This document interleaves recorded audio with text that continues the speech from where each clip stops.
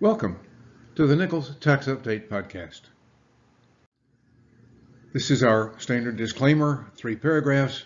You can read those first 2 quicker than I can read them to you, but that third one is important because I always acknowledge the value in preparation of this program of my subscription to Tax Notes Today. Published by tax analysts, in my opinion, the preeminent source of information for tax professionals every day. I read Tax Notes regularly, daily, and it is the source of a lot of material that is presented in this short program. This week we have 2 items. One is divided into 2 subtopics, so I guess we have 3. First, the importance of a corporation filing an election to close the books following an ownership change, whether you're a C Corp or an S Corp, could have a big difference. And then tax shelters, 2 parts. Too good to be true is probably a good saying to remember. I've been at this business a long time. I remember a lot about tax shelters. We're going through the death throes of a couple right now, I think, and it'll be interesting to see what new ones are generated by the shelter promoters. So let's begin with the talking about letter ruling 2021-40007. Grants taxpayer an extension to file a closing of the books election after an ownership change. Why is that important? Well, the taxpayer is a C corporation with an NOL, and those built-in losses were bargained for one way or another in the sale of the corporation, the sale of ownership, the transfer of ownership of this corporation. So it's either the buyer or the seller is expecting the benefit of that NOL. If you don't make the election, the corporation cannot allocate the benefit of the NOL or, for that matter, any built-in losses of assets or built-in losses associated with liabilities of the corporation either. So that's a closing of the books election under regulation section 1.382-6B. Now you know the code. You know that first number being a 3. This is probably something having to do with subchapter C, regular corporations. What about S corporations? 2 code sections, 1377A2 and 1362D10, permit the revocation of an S election for much the same reasons, although slightly different. The purpose here is to isolate loss and gain transactions in a short year before the revocation or after, so that taxable income is reported by the shareholders expecting it, the shareholders before or the shareholders after. Failure to elect a termination, similar to a C Corp, will result in gains and losses being allocated pro rata, based on the number of days in each short year, and that can have disastrous consequences when a loss asset is sold by the corporation before a sale, and the loss winds up in a tax return of the seller when the buyer was expecting it. Now to the shelters. One of the oldest stories from a shelter promoter, we have a transaction, a deduction. We have an accounting method that will reduce or eliminate your federal income tax liability. 50 years ago it was breeding horses or printing books. I'll print the book, I'll breed the horse, I'll borrow millions without recourse. I remember writing that poem. 25 years ago, it was moving your assets offshore. That's come to a sad end. 15 years ago, using a micro-captive insurance company to avoid paying tax on investment income was all the rage. Similarly, claiming a charitable contribution deduction as a partner in a partnership that made a contribution of a conservation easement became very popular among the wealthy. Not so much their accountants, but certainly these advisors. Well, let's talk about the promoter. The promoter is going to take care of filing the tax returns. Why? Because they don't dare give us all the information.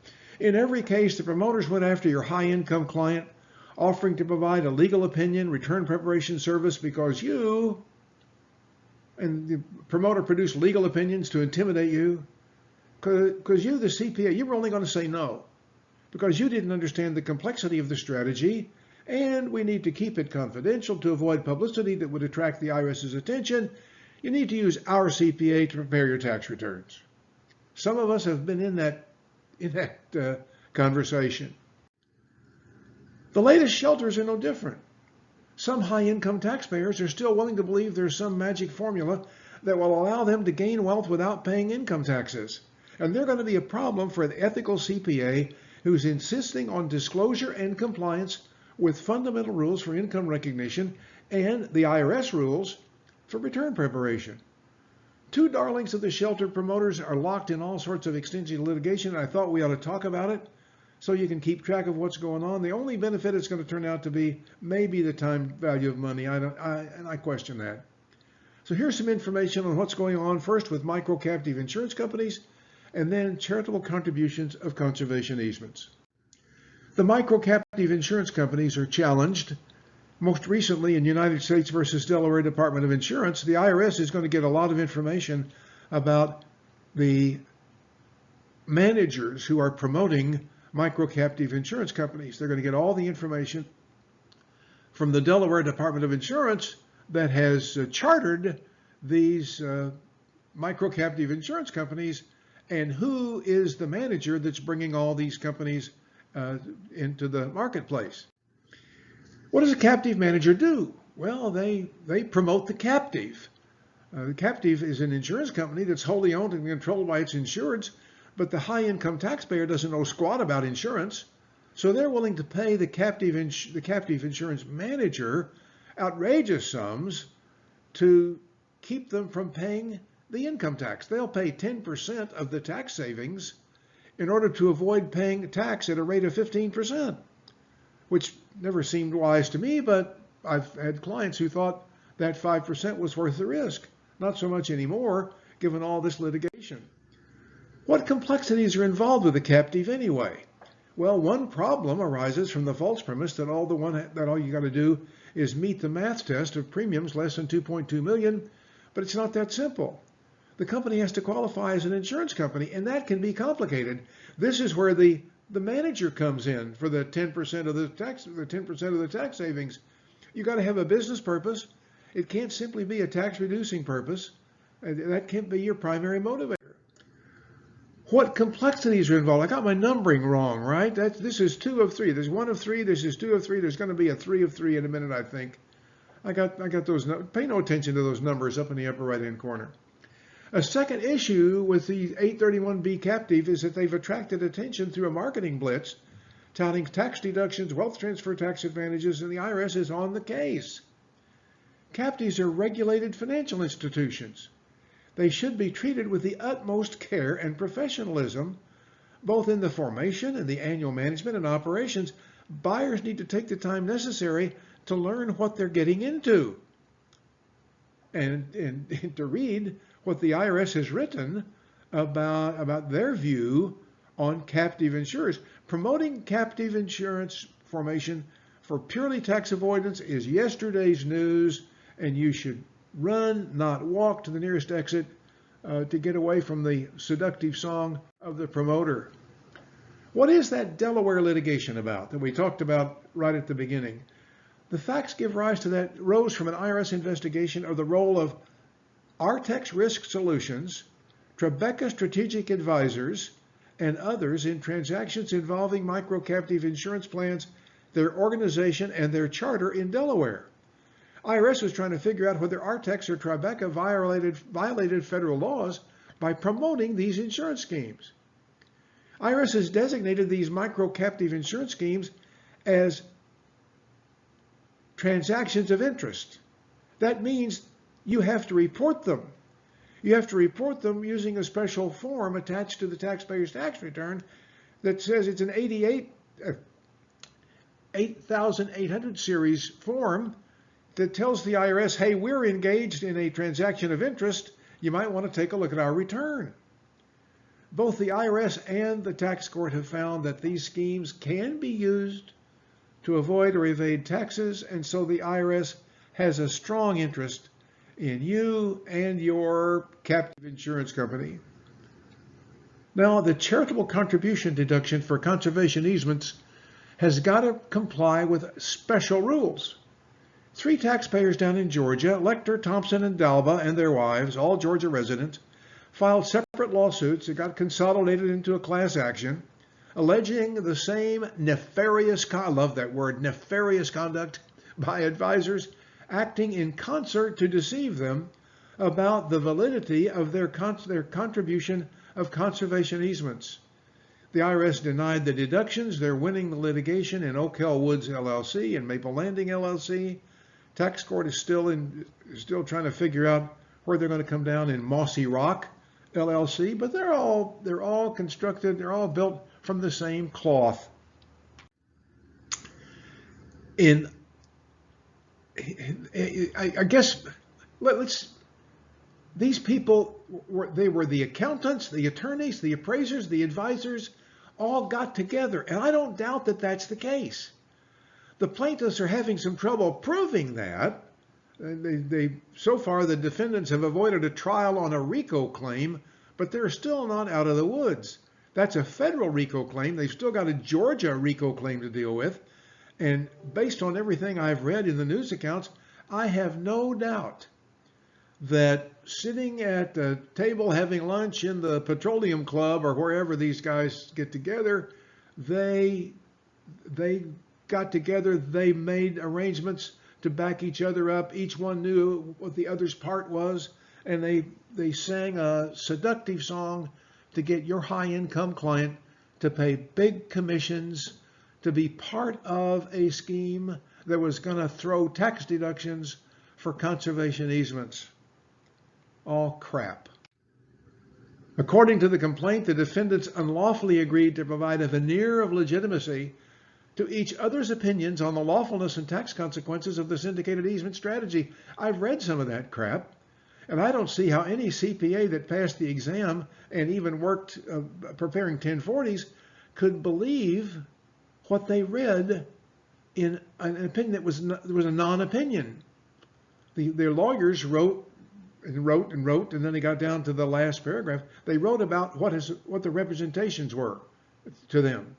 And then they got down to the last paragraph and they say, assuming all of the foregoing representations are correct, our opinion would be, not our opinion is, our opinion would be, so it was a bogus opinion. But a lot of accountants didn't pay attention in business law, and so they don't read every word carefully, and so we got flimflammed. That's a technical term, flimflam. There's no, the plaintiffs allege this group had a meeting of the minds, that they'd worked together as a team with each member assigned specific roles and responsibilities, and they made it look good. Charitable contributions of conservation easements allow taxpayers to get a tax deduction while they're supposedly protecting a historic building or private lands or lands that have endangered species on them. They're restricting the use, but if that doesn't really happen, there shouldn't be a tax deduction. By the way, did you know that not everyone can take advantage of a conservation easement? In spite of the promoter's representations, that's one of the biggest cons of the entire process. You can only take advantage of this easement if you meet one of the following 4 categories. Now, these are listed in Regulation Section 1.170 Cap A-14D. Let's look at the next slide. 1, you're preserving a relatively natural habitat of wildlife, fish, or plants. 2, you wish to preserve forests or agricultural lands that have open spaces. 3, you want to allow public access to a portion of your land. And 4, you're protecting the property in response to a clearly delineated government policy that is identified in local open space plans. You got to meet one or more of those conditions. And finally, conservation easements must provide public benefits. That includes water quality, farm and ranch land preservation, scenic views, wildlife habitat, protecting endangered species, outdoor recreation, education, and historic preservation. In another lifetime, I was a member of a hunt club that had 80 acres of marsh on the shore of Lake Erie. We gave a conservation easement on our 80 acres to some conservation outfit. We all got charitable deductions, and we allowed the public access all year long except duck season. And that was good enough. All we wanted to do was go out there and hunt ducks during duck season. And so we got a charitable contribution deduction for giving away the right to public access to our duck marsh for 10.5 months of the year. I didn't design that. I wish I had. It was a tax lawyer that was a member of the club that came up with that brilliant idea. Well, we've come to the end of another good time, folks. Thank you so much for enjoying these and staying with the program. I appreciate it. Write, send mail, leave messages in the chat room. I'll respond, and we can all get through this together.